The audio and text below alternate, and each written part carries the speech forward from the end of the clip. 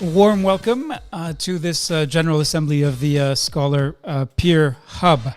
So this is week 3 of the Impact Accelerator. Hard to believe it has already been 2 weeks that have gone by. This is week 11 for the Peer Hub. So I hope these milestones help you then reflect on what progress you have made.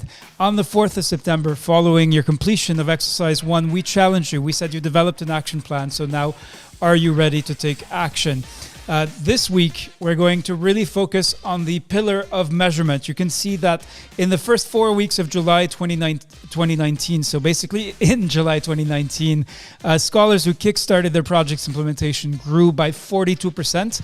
And today, I'm going to give you country by country how it's turned out for this group during the COVID-19 pandemic. One final reminder just of where we are and where we are going. So you can see here we started with a large number.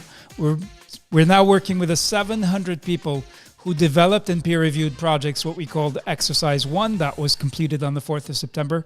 And on the 21st of September, we started acting, monitoring, and sharing. That's what we call the Impact Accelerator. It started on the 21st, and we're now well into it. You will see impressive results as to how you have been doing in the accelerator. Another reminder, 338 Anglophones who completed Exercise 1. You can see here the results by country. I'll give you a few seconds to recall how many people from your country made it and to look at others on the screen. 287, so 85% of Anglophones joined the Impact Accelerator. And so now we have the first results. As we're now kicking off week 3, we're going to be able to track progress, to monitor what is changing across the accelerator, across the participants who started with an action plan and are now focusing on what actions to actually take. So here is the result for the individual acceleration report by country. So the first number is how many people submitted an individual acceleration report. And the second number is the total number of people who committed to working in the accelerator. So you can see, and I want to here acknowledge and recognize the tremendous effort put in by both individual participants, but also the country teams. And in particular, we know that many country team leaders are working overtime to get results like these. 38 out of the 42 scholars who are in the Ghana country team, 110 out of the 125 Nigerians who are working in the accelerators. I also want to, Kenya with 17 out of 19. I also know some of the smaller country teams, it can be particularly challenging to, even when you have a small number of scholars, to get everyone to actually submit their report and to see the point and to make sure it's making sense to participants. They're not just doing this out of some obligation or and you can see that there are many countries, so some francophones who are participating in the English accelerator, but you can see Myanmar, Nepal, especially countries in Asia, I think in particular. You can see Greece, Chile, where you have 1 or 2 participants, and I would like to also especially commend those participants who do not have the support of a country group, who do not have the benefit of having many others with whom to check in from their country and who are still persisting in the accelerator.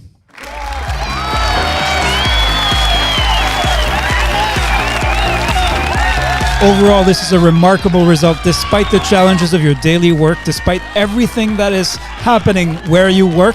You've made this commitment and you are honoring this commitment. So that is a truly impressive result. Now, let's get down to the business of what exactly is changing inside the Impact Accelerator.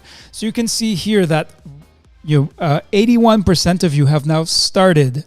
You're working on action, taking action using your action plan. Now, your action plan may be changing. There may be all kinds of things changing around you, but here you can see that most of you are now working on your taking action for your project. You can see 9% haven't started, and 1 in 10 say that they've already completed their project. Now, we asked you, has there been a change since your last report? So really since the qualification, what we call the qualification questionnaire, 83% of you said that there had been.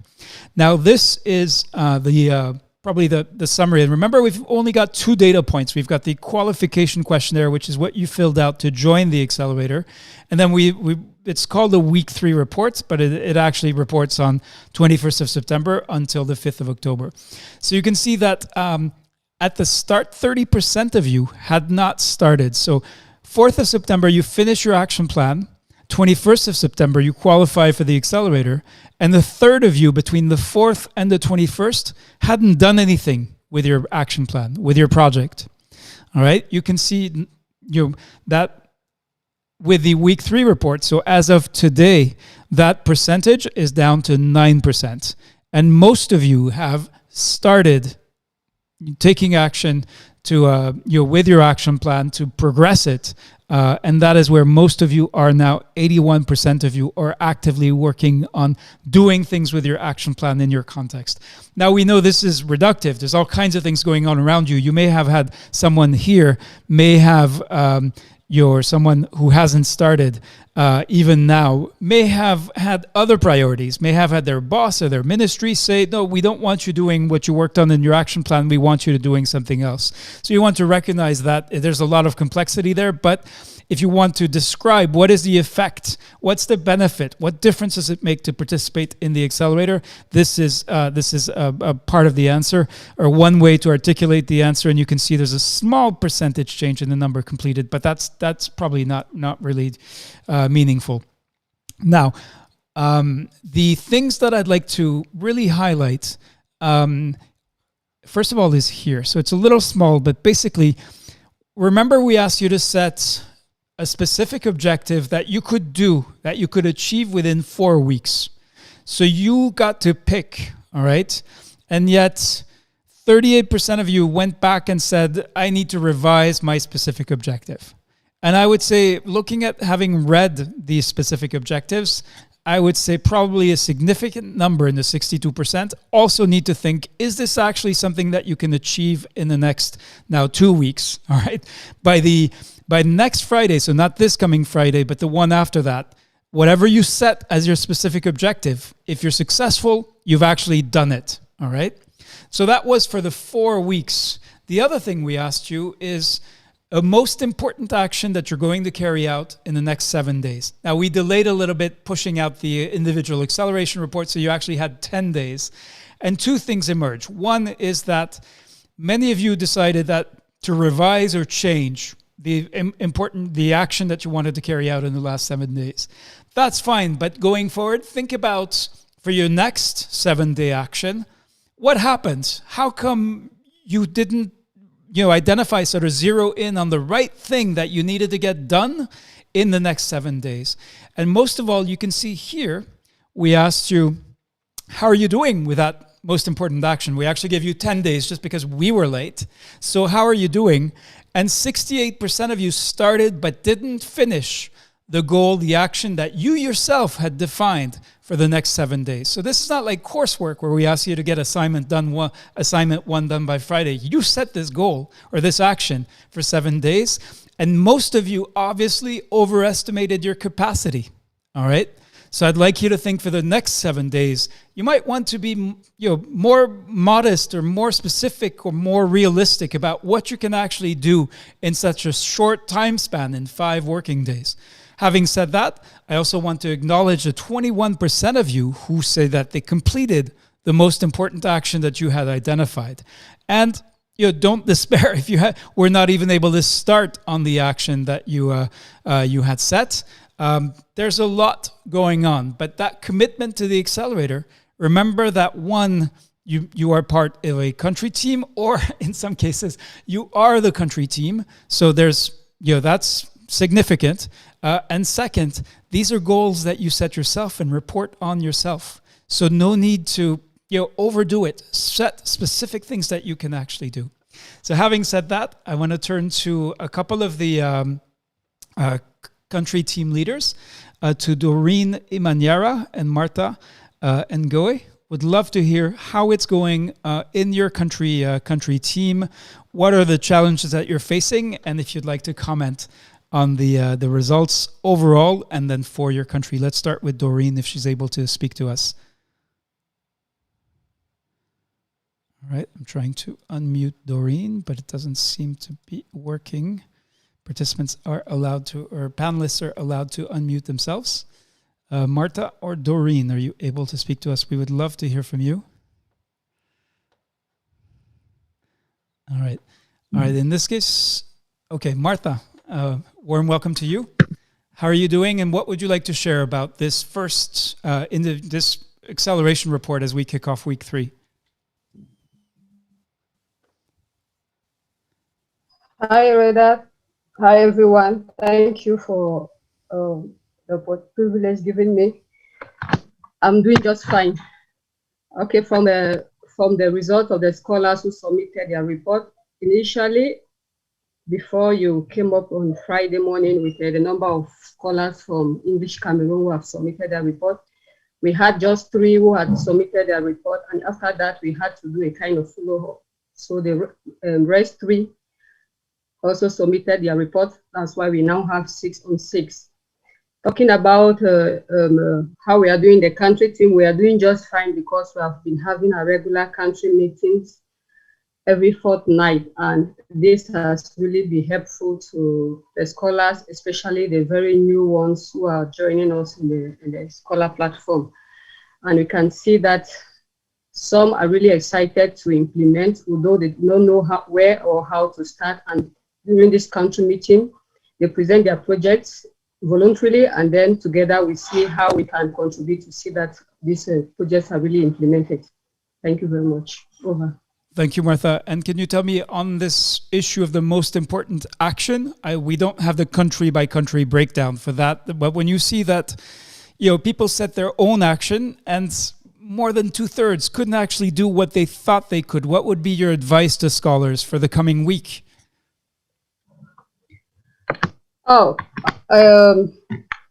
I think if we have countries with their teams, and if not with their teams, they can list with other scholars and also use the ideas in the ideas engine, which was the base for the exercise 1, and then come up with feasible actions that can be applicable to their country EPI, and then use it to develop that project which can be implemented. Thanks, Martha. Okay, that's the ideas engine is definitely a useful, potentially useful resource. Do you think that people were over-ambitious? Why do people overestimate how much they're going to be able to get done in the coming week? I think it's good to be over-ambitious on the positive end. But also, we can also look at the scenario around us. We understand the context in which we work best and look at how things move. And then we work at that pace. Slowly but surely, we'll achieve it. Thank you. Great. Thank you very much, Martha, from Cameroon. And so let's now go. Let's see if we can. I'm asking Doreen Imaniera to unmute. Doreen, are you able to speak to us? It looks I tried earlier. It looks like we may not be able to hear from Doreen. So let's go to Francois Gass. And so Francois, you commented a bit earlier the same results in French. They're a little bit they're actually significantly different for the Anglophones. What would be your comments and your feedback and your advice? What would you suggest or recommend to scholars about setting specific actions and objectives that will actually, in ways that will actually help them to progress? Well, thank you. Hello, everyone. And thank you, Reda, for introducing me. I must say that if we look at first the objective, people are revising their objective because we changed the target date. They have an overall objective, and suddenly they have to set an objective for the next 4 weeks, which is a revision of their overall objective to address the challenge, which means a re-brainstorming between self-brainstorming or with their scholar to say, out of those objectives, where do I start? What do I do? And what do I want to achieve within the next 4 weeks? It can be a bit challenging. I think to do that, first you need to have again another specific objective, but this time it's less ambitious. It's part of your overall objective, but you choose one area where you're going to implement some actions in order to get something achieved that will contribute to your overall objective. It can be step by step. It could be the first steps. And the first step and objective can be very simple. Is achieving that step. That means if you present your project to the decision maker or you submit it for fundraising, this is an objective very concrete. Have you submitted or not? You could say raising funds, but then have I raised funds is a more complex and may take far more longer period. So I would say you have to revisit your overall objective, and within your objective, what are the tasks you have chosen and what are the objectives of those tasks? And maybe you pick up among those tasks, those ones that you can start with and will be a step forward, your overall objective and the list of actions that you have started. And any action can be set as an objective if you want to achieve it. And if you want to take 2 actions, why not if it's doable and feasible in the 4 weeks that you had to go. So it's really a sub-objective that here we are asking you, or it's asked from you. Now, in terms of the actions, I think all actions have their own simplicity and complexity. So make sure when you review those actions that you look at the feasibility among the action you can take over 4 weeks. You know your environment. We don't know your environment. Your environment is totally different if you are at the health center level, at the district or at national level, if you are an agency partner or not, and whatever level. So basically, try my recommendation, be simple, don't be over ambitious, but make sure the project starts where it can start and you feel confident that you can start well and achieve this first step. Over to you. Great. Thank you. Thank you, Francois. And of course, there's no, just to be explicitly clear, there is no judgment. We realize many situations are complex. How you fit the work you're doing in the accelerator into your daily work is actually for you to figure out. And we can't, we don't master that complexity, you do. And in fact, this is why we don't have sessions during the week. We don't have deliverables that you owe us, really. The only thing is we ask you to report on your progress. And this is not only for us, we'll be sharing the full set of the full data set with everyone in the Peer Hub, so that those who have time and inclination to do so can actually dig in and see what people are reporting from what countries, so that team leaders can look at how to better support their participants and so on. But overall, again, to summarize, 90% participation in the individual acceleration report, remarkable, tangible self-reported progress, starting on implementing actions, and the real-world challenges of figuring out how to make progress, both for the 4-week of specific objective and the specific weekly actions. So one round of applause is in order in response to this. And remember, this is week 3. And then next Friday, so not this Friday, but the one after that, that is the end of the Impact Accelerator sequence of the COVID-19 Peer Hub.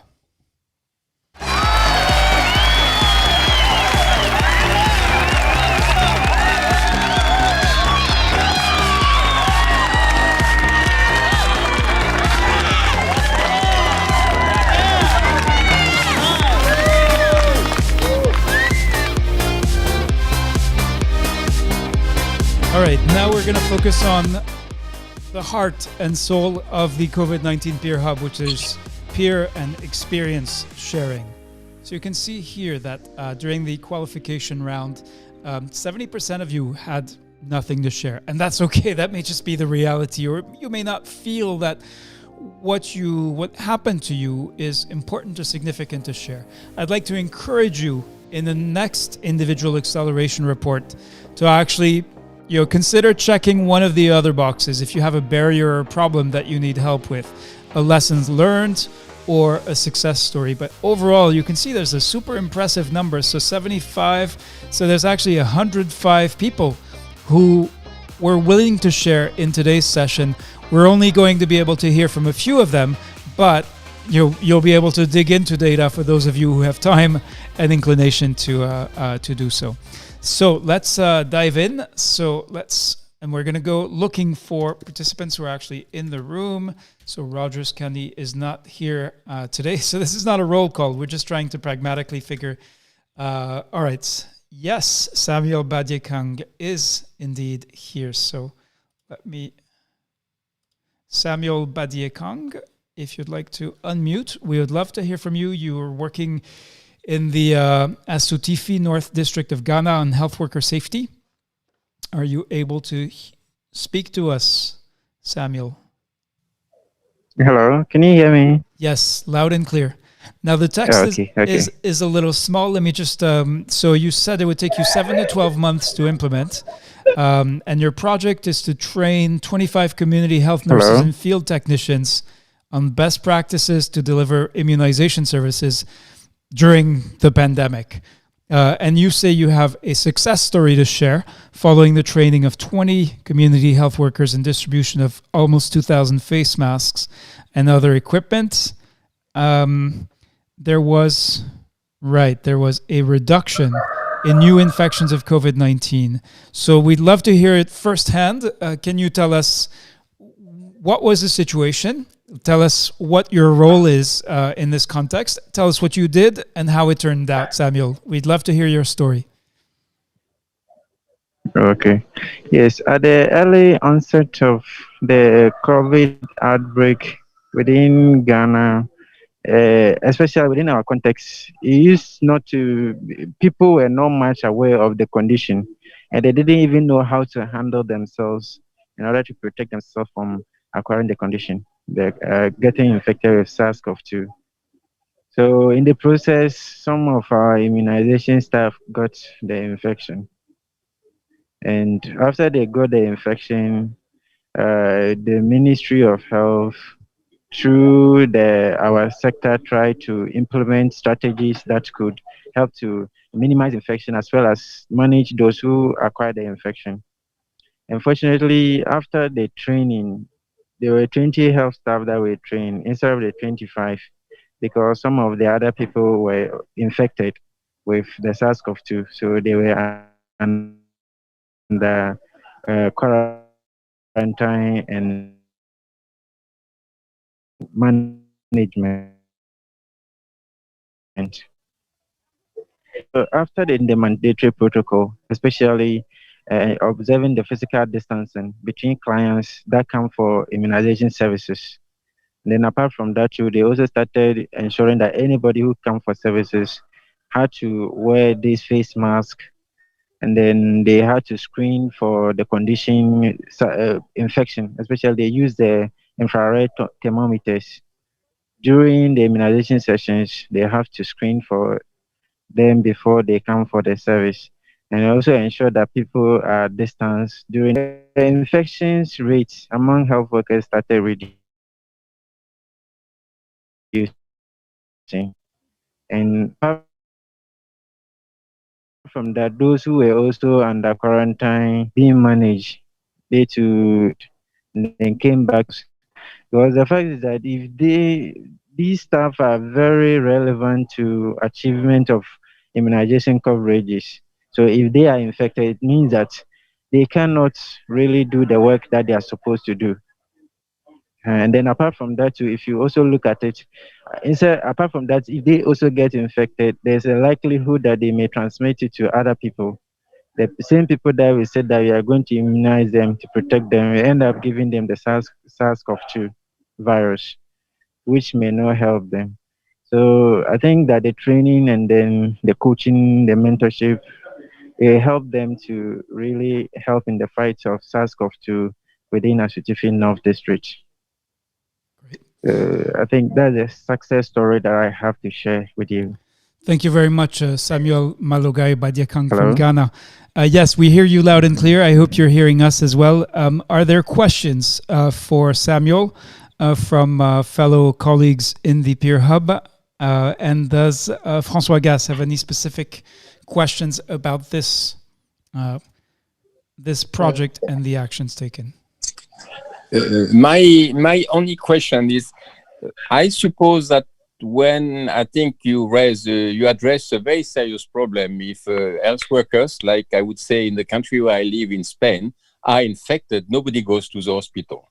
You know, they practically hospitals see, and even the private clinic, when they have case infected, the whole population, reset the date where they had an appointment for whatever disease. So it's including immunization, and I've been a witness of it.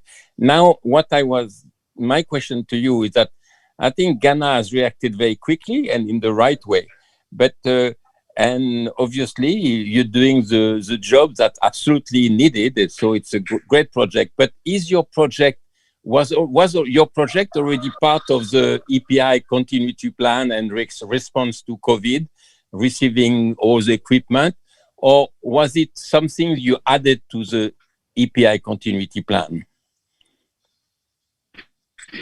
Okay. Thank you for the question. Actually, we started it. It was a process. It was part of the national plan. However, within our context, because I saw the peer hub as an opportunity to learn new ideas, and when I joined it actually helped me to integrate some of the things that I learned from the peer hub. Not only from the peer hub, but I also learned something from Immunization Academy. Because of the contribution of the peer hub, it directed me to how to search for other literature on best practices elsewhere. So I was able to adapt some of those strategies, and then we inculcated it into the training process. So following that, it really helped us to achieve the success that we really needed. Excellent. Thank you for your answer. Especially the aspect of this ensuring that we train people in terms of maybe observing the 1 meter distance during service delivery. Especially that aspect was could you specify? Yeah, could you specify those concrete how-to that you got from the peer hub? What was this very concrete element that you got from the peer hub that you put in place to do better? Yes, specifically the peer hub, it refined some of the ideas that we had. People would have to say that, be specific. How many people do you intend to train? How many items are you distributing? It refined the activities that we are supposed to undertake. And then it also helps to push us to find other literature that really help to inculcate into the already existing plan that the national had, which also helped our health workers to adapt it. And it really helped us to help in fighting the situation at hand. Thank you very much. It's very great idea and very nice. Thank you for sharing, because really I think what you just shared with it is very useful to understand how you benefit from the peer hub and how you managed to get the objective you wanted to achieve, and being very clear about it. Thank you.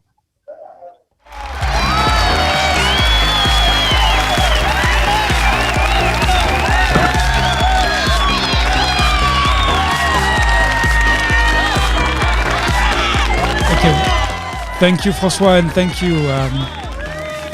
you, Samuel. We're now looking for oxygen. Gershon Wular, also from the Republic of Ghana. Let's see if Satabdi. Yes, Satabdi will be our next presenter. Technology, connectivity allowing. Satabdi Mitra, are you there? Are you able to unmute? Right, I'm asking you to unmute, Satabdi Mitra. We'd like to speak about the work you've been doing on campaigns. Yes, hello. Here we go. Yes. Yes, it's warm welcome, Satabdi Mitra. So you're working in West Bengal. You have an estimated time to implementation that's relatively short, 1 to 3 months. Your focus was on restoring communication with communities regarding immunization. The specific objective was to assess the communication gap that's in the next 4 weeks. And then when you kicked off in the accelerator, you said you would work on sensitization of district and block level health officials in the next, and in the next 7 days, sensitization of frontline health workers will be undertaken. You reported the following success story. A training on routine immunization was held in Somali Block's PHC. Participants were around 190 health workers. Yes, we'd love to hear. Tell us what happened. What was your role? What did you do and how it turned out?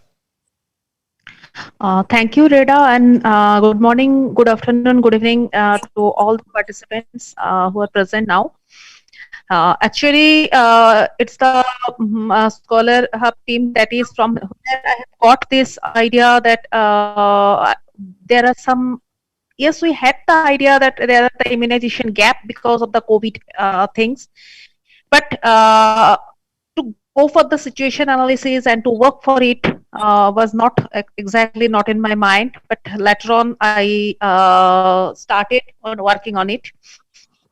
And the thing is that while I visited, that is the block primary health center in blocks in my district, that is my working district, South 24 Parganas. It's far away from metropolitan cities and underprivileged bit.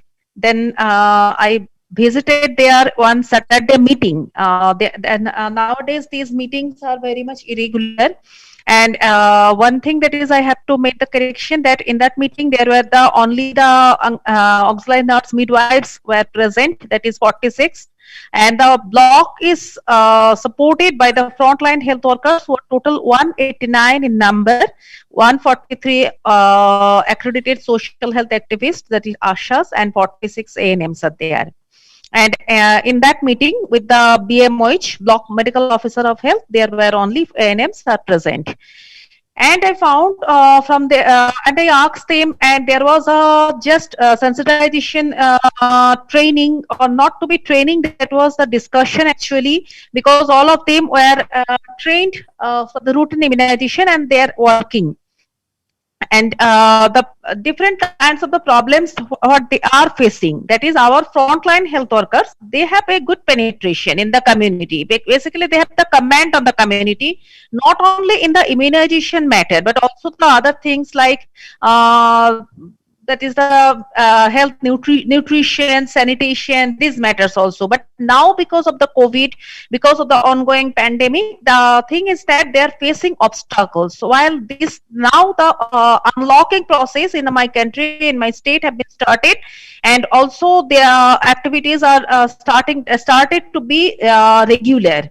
And now the problem has been much, because the people have the notion that these people are health worker people are working with the COVID positive patients. So if they are getting we are having exposed to these people, so we may get affected. And different peculiar type of the problems they are facing. Just in one sentence, I am sharing one of their experience of one of my ANMs.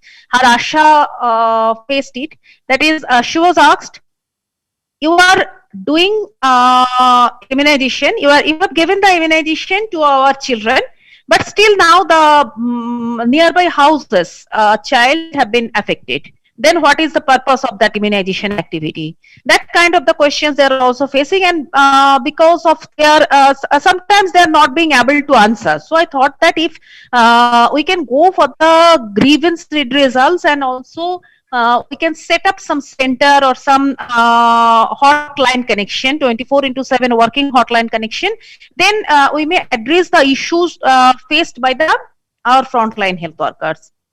Then and it was very much welcomed by the block medical officer of health, public health nurse, as well as the block accounts officer. He was also present there in the meeting. Usually he remains present there.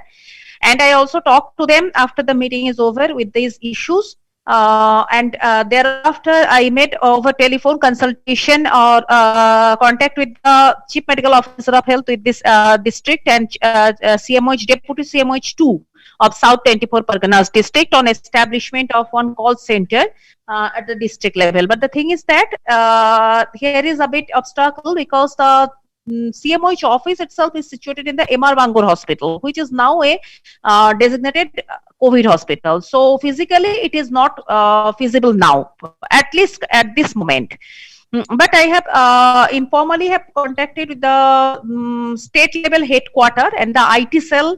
They are very much interested to give any kind of the assistance. I have also met some collaboration with one informal organization, that is the Protect the COVID Warriors. They are working in the metropolitan city, Kolkata.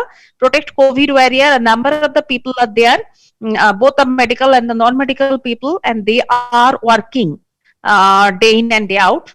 The thing is that still now I have just made up to this, but if it can be applicable, but it is in future I have the plan that if it can be possible that it could be merged with the IDSP, Integrated Disease Surveillance Program, and then their regular monitoring and reporting system can be established as it is done on the Monday. Then this kind of the monitoring, or it can be taken under the National Health Mission. But these things are still now the story and far away from now.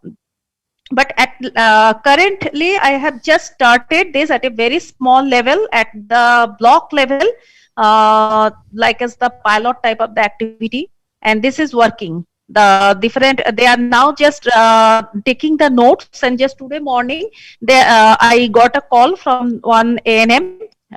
She called me and told some problem, though it was not regarding the immunization, but regarding some person he is COVID infected, what to do and what should be done. That is kind of the things. That is to, I think that, and also this probably people will be agreed with me that if we go to penetrate the community, if we go to the community itself, then further we have to re-establish the rapport that we have lost. Our health workers have lost this thing, and then we have to also face their problems. May not be COVID related, maybe the other things. So just we are now started the activities. Hope it will act. It will be successful. Thank you, Satabdi Mitra. Can you tell us, if you had not been a participant, a member of the COVID-19 Peer Hub, what would you have done differently? What difference did it make for you to be plugged into this network with respect to these activities and these objectives that you have?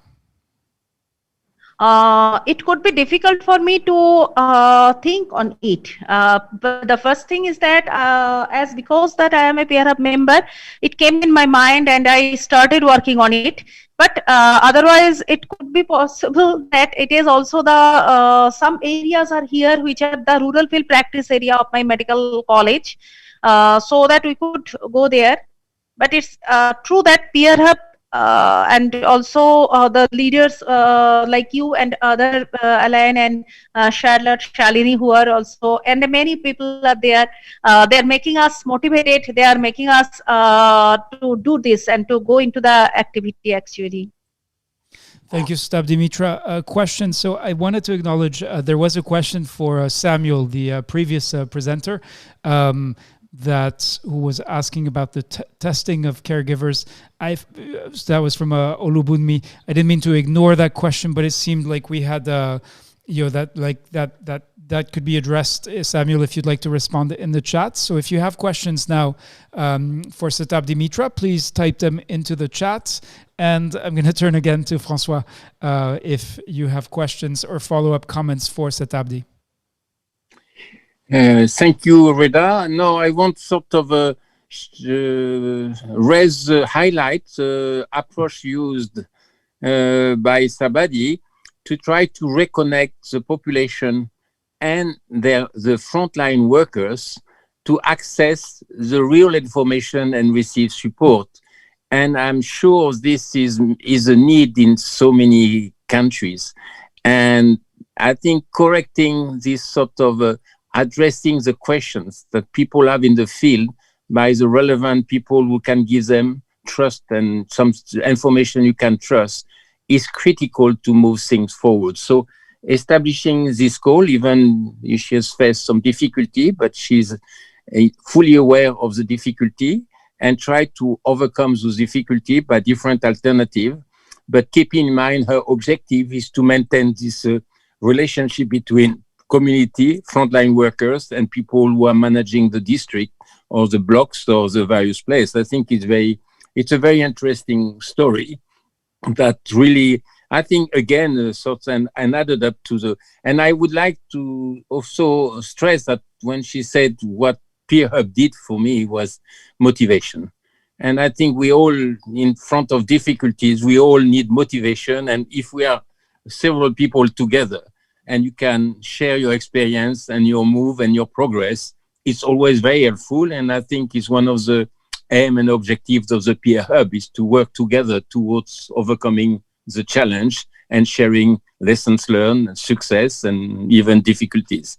Thank you, Sapabi and Satabi, and over to you, Reda. Thank you, Francois. It feels like we should set off the applause now, but there's some great questions and comments. And just as with Samuel, I especially appreciated when scholars take the time to say thank you, or take the time to salute the quality of the work, as many of you did for Samuel and are now doing for Satabdi. So Chika Ofor says, nice one. That's from Nigeria. Dr. Tanushri Mandal says, nice, Samuel, for a good presentation. Halima Toro, great work and thanks for sharing your success story. Well done, Satabdi Mitra. Sohini Sanyal says, very true that in re-establishing communication with communities, it is very possible that there will be many questions on COVID-19. Providing correct information on the pandemic is critical. And also, as Dr. Satabdi said, will be great in building rapport for all immunization work. Tanushri Mandal has a question. Any ideas of the satisfaction level of the frontline workers regarding this call center? Satabdi, do you have, I didn't quite understand, is the call center already operational? And if so, then what's the, are you measuring satisfaction or effectiveness for frontline workers? Not like the formal call center, it's just started working, and still now we have not been able to recognize or any appraisal of the satisfaction level. Maybe possible later on, but still now we are just concentrating on maybe addressing their problem, only to make them at this level, at least we have the aim to make them understand, to make them feel that we are with them. Satisfaction level may be addressed later on. Thank you, Stabdi. A comment from Abdi Mohammed: providing the correct information on the pandemic is crucial always. Empowering communities makes for deeper engagements. Thank you.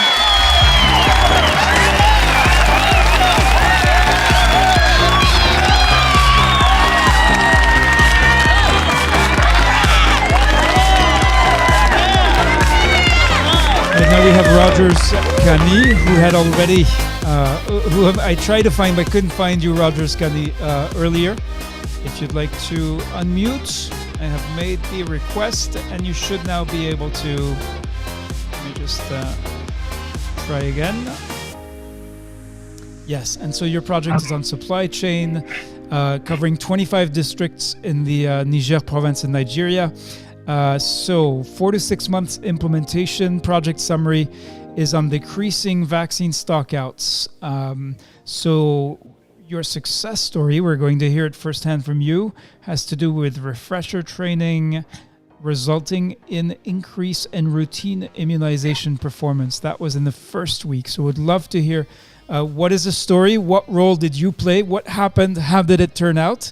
And you seem to have some lessons learned as well. Rogers, a warm welcome to you. We're looking forward to hearing your story. Okay, thank you, Dr. Ryder. Good morning, good afternoon, good evening, good night, everyone. I'm Kani Roger from Nigeria, precisely Niger State. Yeah, we all know COVID-19 has affected routine immunization across the world, but specifically in my province, Niger State, in Nigeria, where I work, it's been so bad. It's been so bad, and specifically, the supply chain has been badly hit, such that we've been having consistent and continuous stock out of essential vaccines, especially pentavalent vaccines, BCG vaccines, all this has been a key challenge. Without vaccines, there will be no ROI. You could have the capacity, you could have the manpower, you could have the finance, you could have everything, but when there are no vaccines, there will be no session plans, there will be no conducted sessions. So in Niger State, as I said, there have been consistent stock out of vaccines. We have about 1,601 health facilities offering ROI across 25 districts. So most often, I am responsible for data analysis, ROI data analysis. So most often, you see stockouts became consistent every week, because stockouts of essential vaccines became consistent. So when I joined the Pear Hub, just as the other colleagues have said, it inspired me to really push and say, how can we solve this problem? This problem is becoming consistent. So within my reach, I said, okay, I'll need to intensify efforts in data analysis. So what I did was to make data more available, because without data, there cannot be any informed decision. So I make this stock-up data more available to the ROI workers at the district and the state level. So this led to a kind of re-strategized system where we now have supervisory teams using WhatsApp platform and email as well to get across to our various health workers to ensure that they are aware that, look, this is the data coming up from your health facility. You're not conducting session as you should do. You're not planning session as you should do. And why are there stock out of vaccines? So now one thing we found out was that there was no fund to come to the state level to come and take vaccines, meaning that uptake of vaccines became a problem. There will be vaccines at the state co-store, that is the state co-store, but there are no vaccines at the health facility and at the district level. So what was the main reason? Finance was the main reason. For those that were coming, they were doing out-of-pocket spending to come and take vaccines from their meager and poor salary. They were, because of their passion and love for the healthcare services, they were still coming, but for how long would they continue this? And for some, they couldn't come anymore. So we found out that was the major reason behind the stock out of vaccines. So what are we going to do? First, we said, okay, because of the availability of consistent data, which I am more responsible, and during CERIC meeting, I take action point tracker, making our action points, remind everybody of what we said we're going to do, meet the responsible persons. You said you would do this, you said you would do that, you said you would follow up team A, you said you would follow up this ROI worker, why have you not done? So I put more effort intensifying that action point tracker, making that data more available as well. So we now come up and say, okay, since this fund is a major issue, what do we do? Are there more funds? Are there possible way of sourcing for funds? So what we did was to do a kind of finance mapping for vaccine uptake. So we now found out that, yes, there was a particular fund meant for specific health facilities, one health facility in a ward. That is a kind of, in Nigeria, we have states, we have the national, we have the zonal, we have the state, we have the district. Well, we now have wards before the facilities. So one health facilities was targeted to support, to be given funds to support ROI. So we now said, okay, rather than picking just one health facility, can we meet the funders, which is the National Primary Healthcare Development Agency, and say, okay, for vaccine uptake, we want to use the fund, not just for one facility, but want to use the fund to collect vaccines from the state level to other nearby facilities. So that can curtail lack of vaccine at the health facility and at the district level. So that was agreed. So we did now say, okay, we should go into geospatial mapping, map all the facilities, look at the targeted facilities that will benefit from the fund. The fund is called Basic Healthcare Fund. So where are the other facilities that are close by? Where are the other facilities that are far away?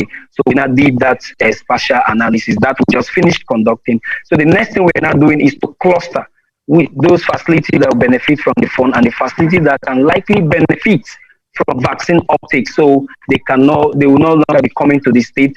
Rather than coming to the state, vaccine will just go straight to those focal health facilities that will now be from there, vaccine will be distributed to the close by health facilities. So that's the strategy we put in place. So far, what we've done training of ROI workers and the LIOs using a Zoom platform to refresh their mind on a data analysis at their level so that they can be monitoring sessions conducted and session planned more routine at the LGA level and the health facility level. So basically, what I've learned and what the peer hub have assisted me is to think broader. That if you think broader and wider, you could see solutions just close by. Yes, resources are scarce, but resources are also available. But the challenge I've seen is that optimal utilization of available resources is key. So therefore, with what we've done, by using available resources for other programs to also implement and enhance vaccine availability. It shows that yes, resources are scarce, but they're also available. Secondly, using people's experience and expertise could actually minimize cost rather than hiring consultants, bringing foreigners or foreign people that are not experts in the field or that don't have the context or the context or the problem affecting the people. Is more cost effective than using the people to solve their own problem. So this solution came from the people. What we just did was like, look, this is a challenge. Can we discuss? And while brainstorming and deep diving, solution came. So it is actually good to use people that are affected by a problem to solve their problem. So that thank you for keeping me on the check, always kind of inspiring me to think about what to do and to contributing my quota to ROI intensification amidst the COVID-19 challenge. Thank you and God bless everyone. Thank you very much indeed, Rogers Kani from Nigeria. Fascinating story about. Can you tell me, Rogers, where did you learn to do geospatial mapping and clustering of health facilities? Is that something that you had done before, that your team had done before? And have you actually been able to carry this out? Okay. Yeah, we've not done that before. That's why I said it's good to use people that are affected by a problem to solve their problem. It is in the course of brainstorming that when we now found out the availability of that particular fund, or basic healthcare fund, it wasn't meant for vaccine uptake. It was meant for other ROI activities, but we have to see how we can utilize it. So, and the best way to utilize it so we can expand its benefit to other health facility was to do this geospatial mapping of all health facilities offering ROI. So with that geospatial mapping, that will help us to cluster facilities that are closest to the targeted facility that will benefit from the fund. As I said before, one facility by the program, by the funders, the National Primary Healthcare, one facility per ward is to benefit from the basic healthcare fund. But what we've now done with the geospatial mapping of health facilities, just the health facility benefiting from the fund meant for vaccine uptake of that particular health facility will now be used to uptake vaccine and distribute to closed health facilities to that targeted health facility. I don't know if you get me. We've not done that before, but it's the team that came together in course of deep diving. We now said, okay, there will be need for geospatial mapping so that we can actually cluster. So the next phase we are in now is to cluster using proximity of the health facilities and using availability of SDD, solar direct drive, that is facility that have XDD, using those two factors and proximity to cluster them. Yes, thank you, Rogers, for this clarification. Ruth Alote says, great, GIS mapping is a great skill. Please kindly permit me to link up with you so I can learn more on geographic information systems. Thanks and well done. So that's from Ruth. You can find her message in the chat and, of course, connect with her. And this is very much, we cannot prescribe these kinds of connections, but they're very much what we're hoping to see to foster through the peer hub. To echo Francois, before we go to Francois, I'll echo his a question he asked before. This mapping and clustering and this kind of solution finding and problem solving with local capacity, is that something that is part of the national plan? To what extent is it something that you are doing, that is contributing to the national goals, but that is not explicitly being encouraged or promoted? I didn't get you, please. Sorry.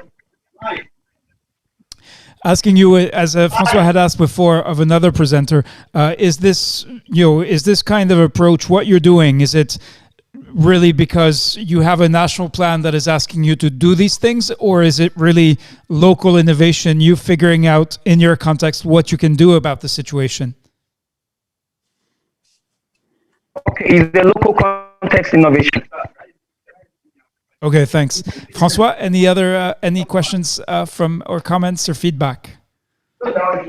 No, I think it's a very interesting approach. It's an innovative approach, and especially I found extremely interesting to link, very often people collect data but don't use them.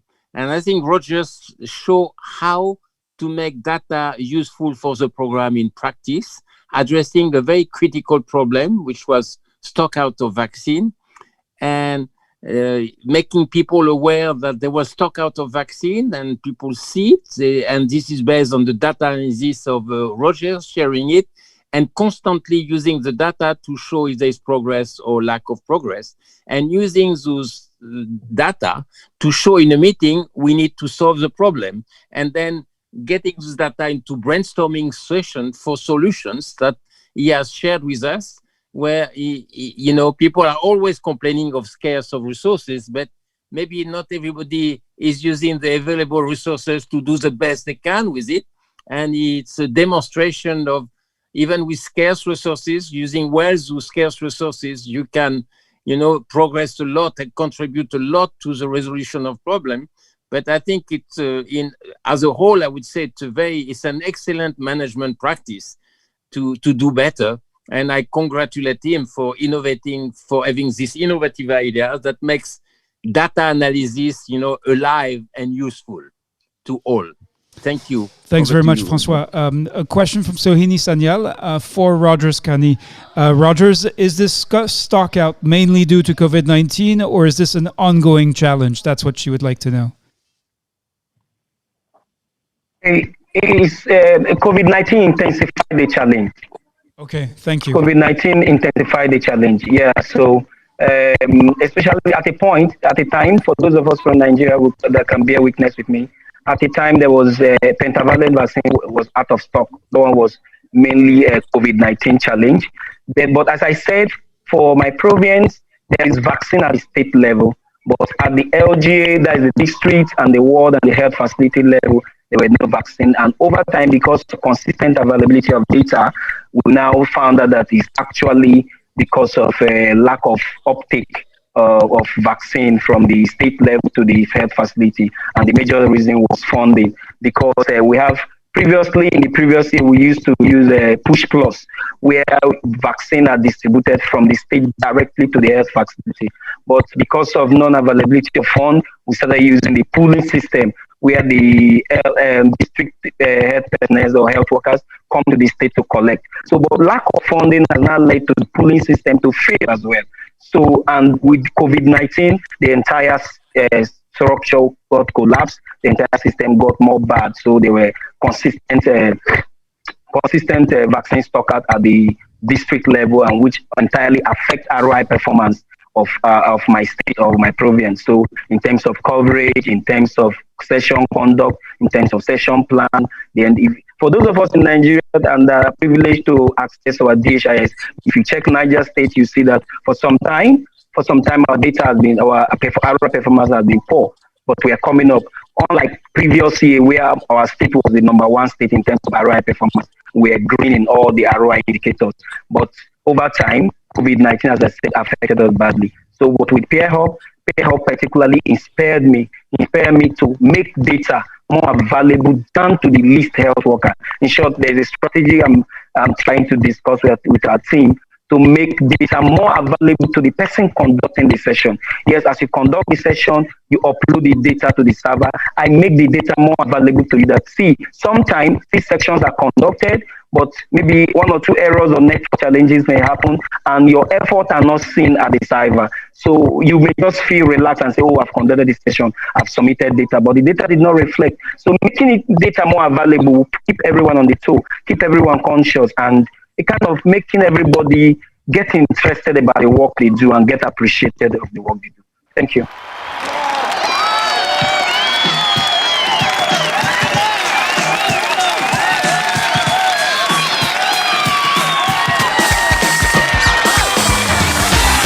All right, you know what's coming next? We've got the Ideas Bulletin on Facebook that's going to resume soon. We're taking a break because of Teach to Reach and some other considerations, but this is a window. If you have colleagues who are not in the Peer Hub, they can plug in by joining us on Facebook.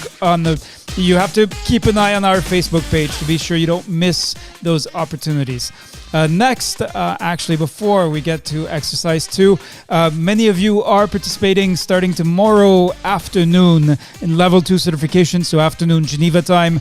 It's going to be 3 days level 2 certification. If you're not involved in Teach to Reach, or if you've never heard of Teach to Reach, it's about improving immunization training. Level 2 is only open to level 1 certificate holders, but the pilot and annual conferences will be open, so look for you, check your email and the Telegram group to make sure you don't miss these 2 opportunities for Monday, and then the conference 8th to 10th of December. Be using completely new technology to do that, so we're excited about that. It'll give you wonderful opportunities to connect, to network, to present to each other. Country teams that are strong, that are well organized, will be able to have their own workshops and share with other countries as well as global partners.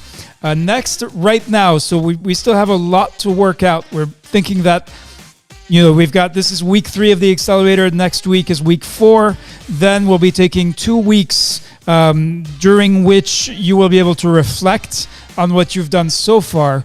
And on the 2nd of November, we're currently thinking, we're still finalizing the plans to discussing with partners, discussing with many different stakeholders. But the idea would be to really zero in on vaccine hesitancy and demand, go do the ideas engine, and then do a peer review exercise specifically on that topic with everyone working on that complex topic that is affecting everyone. That's it. Thank you for joining in today's session, and wishing you a good week. You'll be receiving another request for a individual acceleration report every 7 days. So the timing, we're having some issues of our own, but really we got 90% completion for this individual acceleration report. So well done, and look forward to seeing you make progress and continue to report so that we can share the reports with you, share the experience. You heard just a few stories, but we'll be sharing the full data set with you for those of you who have the inclination and the energy to go through it. There are, it's a gold mine, and we're sharing it with you so you can do better, go faster, and do better in the face of the pandemic. Thank you and goodbye.